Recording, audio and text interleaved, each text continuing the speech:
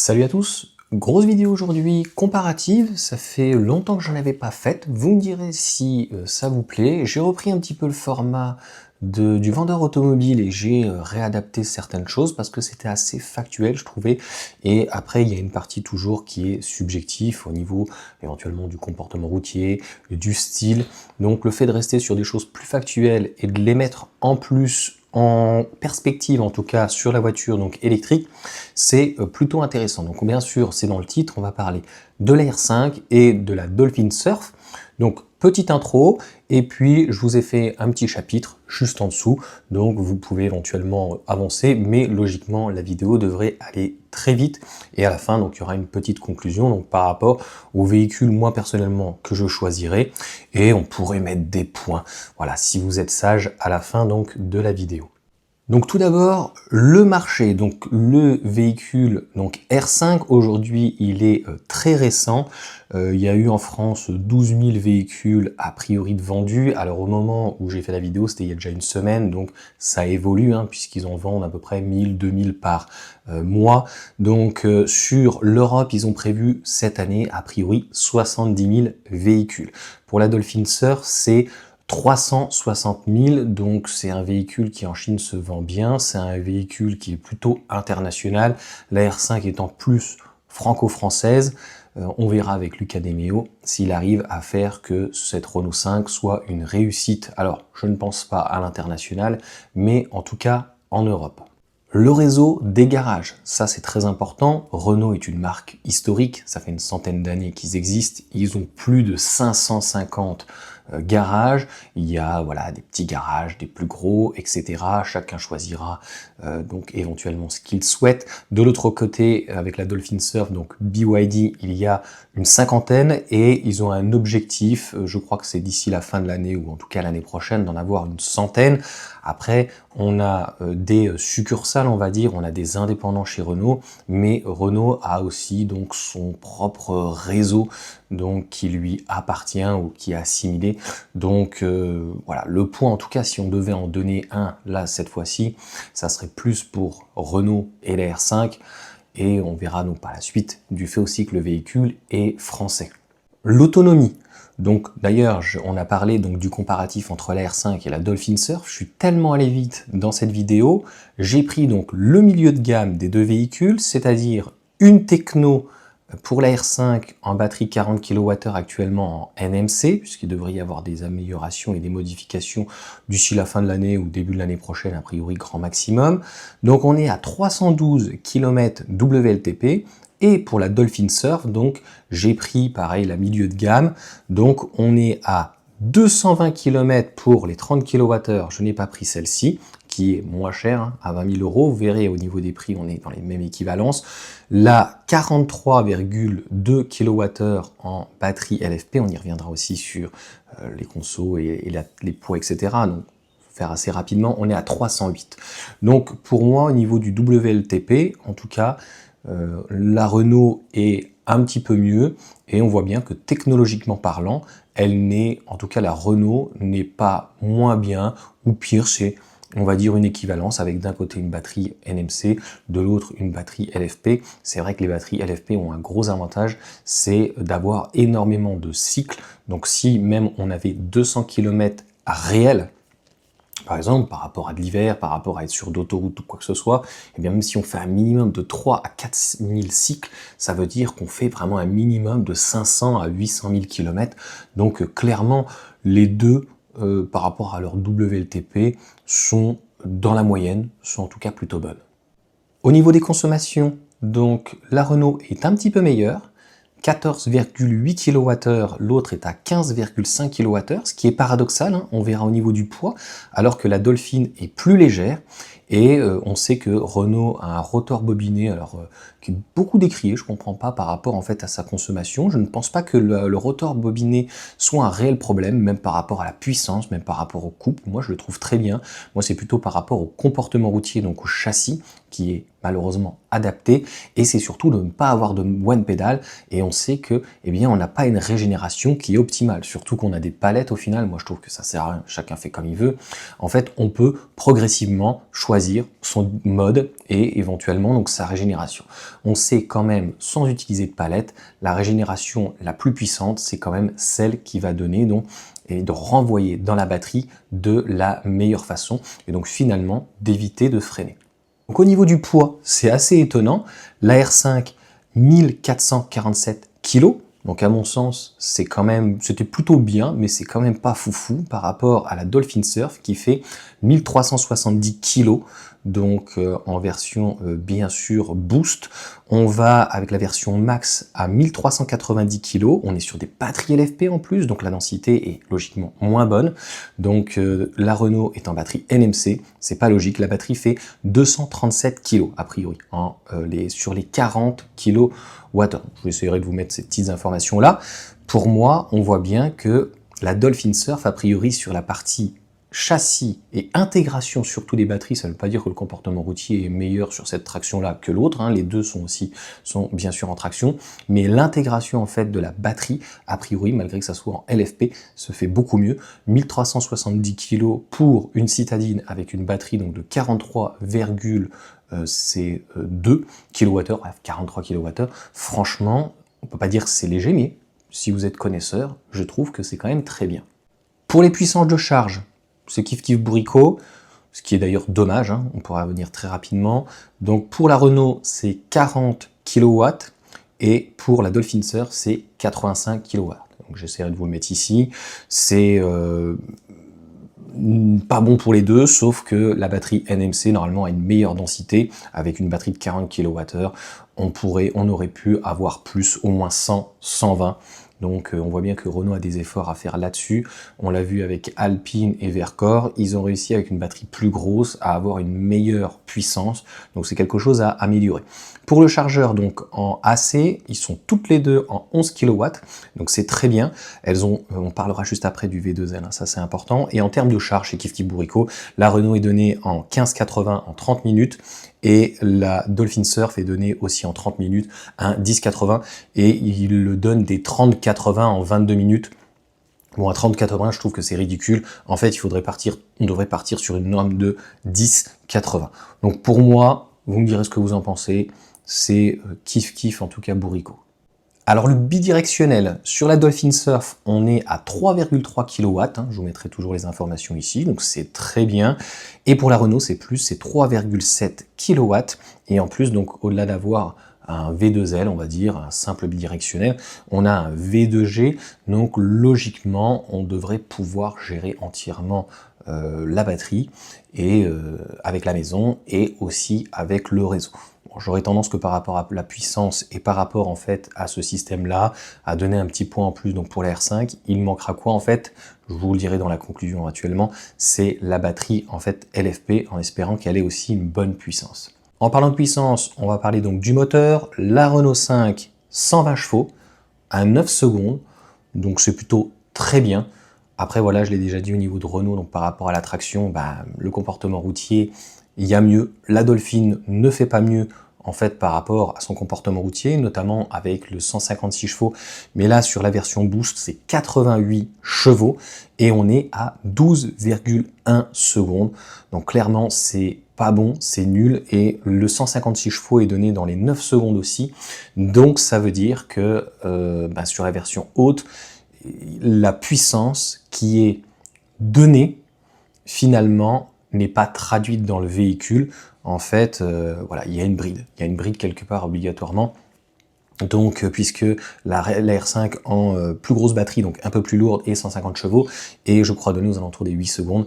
Donc ça veut dire que concrètement, entre les puissances, entre guillemets, nominales, affichées, etc., et la réalité, puisque le 0 à 100 ne peut pas être changé, bon, les deux sont plutôt bonnes, mais clairement, on voit bien que la Renault 5 est beaucoup mieux aboutie. En termes de braquage, c'est kiff bourricot.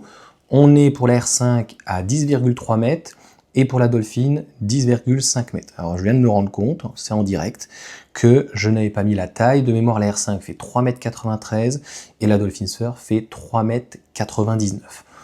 C'est vraiment kiff kiff bourricot, c'est dans le même esprit, traction. Demain, quand la R5 va intégrer un 120 chevaux avec une batterie LFP, qu'est-ce qui va changer? Essentiellement, c'est le style et à mon sens, le véhicule est quand même finalement plus abouti, malgré que la Dolphin Surf donc, utilise la nouvelle et la dernière plateforme donc, de BYD, notamment la 3.0. Pour le prix, alors c'est le nerf de la guerre, la R5 est à 28 000 €. J'ai inversé les deux, c'est magnifique. Donc, on a des bonus, au minimum 2 000 €, au maximum 4 000. Ça veut dire que, au mieux, on pourra la toucher 24 000 €, le même prix finalement que la Dolphin, qui est donc à 24 000 € aussi dans cette version donc Boost, et les 88 chevaux, batterie 43,2 kWh. Il y a une petite remise de 1 000 €.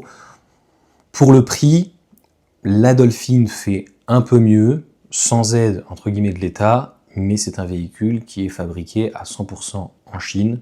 La Renault est fabriquée donc en France. Alors le vendeur automobile avait mis une partie financement, je l'ai remarqué, je suis allé voir, chez Renault c'est compliqué, c'est-à-dire que si vous cherchez vraiment un très bon prix, eh bien il faudra aller dans les stocks. Je sais qu'on peut trouver, et ça va dépendre de votre bonus. Si vous avez un bonus, mettons de 4 000, ça vous fera un bonus de 2 000 plus un apport de 2 000 indirectement. Et donc on peut trouver des Renault 5, même en iconique éventuellement, qui soient aux alentours des 250, 260, 280. N'hésitez pas à regarder. Sur la Dolphin, je crois qu'on est aux alentours pareil des 200 €, mais il y a un apport supplémentaire. Bon, elles tournent toutes les deux aux alentours des 200, 250 €. Ça va dépendre des finitions, ça va dépendre des remise, ça va dépendre des stocks, mais là, je vous laisse à vous en tout cas à aller voir. On passe au coffre. Alors pour le coffre, la R5 326 litres, donc il est plutôt pas mal. Comme j'ai dit, c'est plutôt l'ergonomie en fait, comme la Mégane que j'ai, c'est-à-dire qu'on a des coffres comme le Scénic qui est assez profond. Et c'est vrai que ça aurait été intéressant d'avoir un moteur à l'arrière, d'avoir un plancher relativement plat et à l'avant, donc d'avoir un coffre, et donc on se serait retrouvé avec deux coffres. Et c'est intéressant, moi le coffre à l'avant, je l'utilise plus par exemple pour le frais, quand on va en course et tout, c'est assez pratique, surtout c'est un véhicule donc plutôt citadin. Le gros point aussi positif, c'est que le véhicule est en 5 places. Alors, il est un peu plus petit que la Dolphin. En termes de volume de coffre, la R5 fait un peu mieux, puisque la Dolphin Surf fait 308 litres et elle est en 4 places. Voilà, on a un véhicule quand même les deux sont petits, et à l'intérieur ils sont petits, et la Renault 5 en fait n'a pas d'équivalence, par exemple à l'ancienne, donc la Zoé, et notamment la Clio actuelle qui fait de mémoire 4,05 m, et la nouvelle va faire 4,10 m. Donc obligatoirement, on n'a pas énormément d'espace, mais la Dolphin qui est plus grande, 3,99 m, au final n'a pas forcément plus d'espace à l'intérieur, est en 4 places et finalement a moins de volume. Donc bizarre pour un véhicule qui finalement est plus léger. C'est vraiment bizarre. Alors les équipements de série, je vous laisserai aller voir, mais j'en ai sorti quelques-uns qui sortent du lot, les principaux. Pour la R5, on a du jante en 18 pouces, on va avoir le Airlink avec donc, pareil, on est en 10,1 pouces, on a Google Automotive, Android, CarPlay, etc. et la caméra donc de recul. Pour la Dolphin, eh bien, on va avoir les sièges donc avant qui sont électriques, ça c'est plutôt pas mal. Par contre, on a des jantes qui sont en 16 pouces, c'est peut-être mieux pour l'autonomie, mais on se rend compte que finalement elle consomme un peu plus et que l'autonomie est un petit peu moins bonne alors qu'elle embarque une batterie qui est d'une capacité plus importante. On va avoir les rétros donc rabattables, caméra de recul, on va avoir la sellerie en simili-cuir. Ça c'est vrai que Renault ne propose bientôt plus en fait des cuirs, donc quand on a des enfants éventuellement, pour éviter de salir en tout cas c'est peut-être mieux. Et le maintien dans la voie, je crois que la techno normalement n'a pas cette technologie si on peut dire, c'est réservé donc à l'Iconic. Ça fait partie donc des mesquineries de nos constructeurs, c'est-à-dire que ils n'ont pas d'emblée intégré des technologies qui coûtent relativement cher, et la Dolphin, on va dire, a au niveau de ce type de sécurité intégré directement de série, là où la R5, même en évolution, a intégré plutôt un style, puisqu'elle garde des LED, etc., et des jantes qui sont plutôt assez sympas en 18 pouces, donc un look qui est quand même plus joli en tout cas que la Dolphin. Alors en parlant de design, moi honnêtement c'est tout à fait subjectif, mais j'aurais quand même tendance à dire, eh bien le point à la Renault 5, que ça soit à l'intérieur, à l'extérieur, je trouve qu'elle est, c'est pas très bien fini, elle a un style et vraiment très très joli. Au niveau du confort, hein, pareil, c'est assez subjectif, mais comme je vous ai dit au début de la vidéo, ou en tout cas en milieu, le véhicule, donc les batteries sont fabriquées en France, même si voilà les cellules viennent très souvent donc de Chine ou autre, mais la batterie donc est fabriquée donc en France, le véhicule est assemblé en France, le véhicule est fabriqué donc en France à Douai, etc. Donc pour tous ces points, franchement c'est relativement positif. Sur la partie garantie, j'ai oublié d'en parler, pas possible, et je vous ferai la révision en même temps. Donc la garantie de la R5 c'est 2 ans, et il y a uniquement la batterie qui est garantie donc 8 ans. Ça, c'est un peu dommage, je crois que c'est 160, hein, je ne l'ai pas remarqué.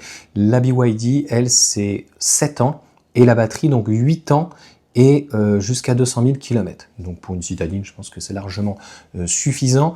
Bien sûr, il y aura les entretiens, chez Renault, c'est tous les ans, et j'ai pas réussi à trouver chez BYD, donc à la limite, n'hésitez pas dans les commentaires à me le dire, je crois que c'est aussi tous les ans. Je crois que chez Renault, il n'y a pas de limite de kilométrage, donc voilà, c'est tous les ans qu'il faut la faire. Contrairement à Renault, par exemple, c'est tous les 2 ans, mais c'est 25 000 km, donc c'est éventuellement assez court. Donc le point aussi à améliorer chez Renault, c'est qu'étant donné qu'en plus la révision est tous les ans, eh bien ça serait éventuellement d'avoir une garantie 8 ans. Et finalement, tu passes à la révision 100 € et finalement, tu as payé indirectement ta garantie.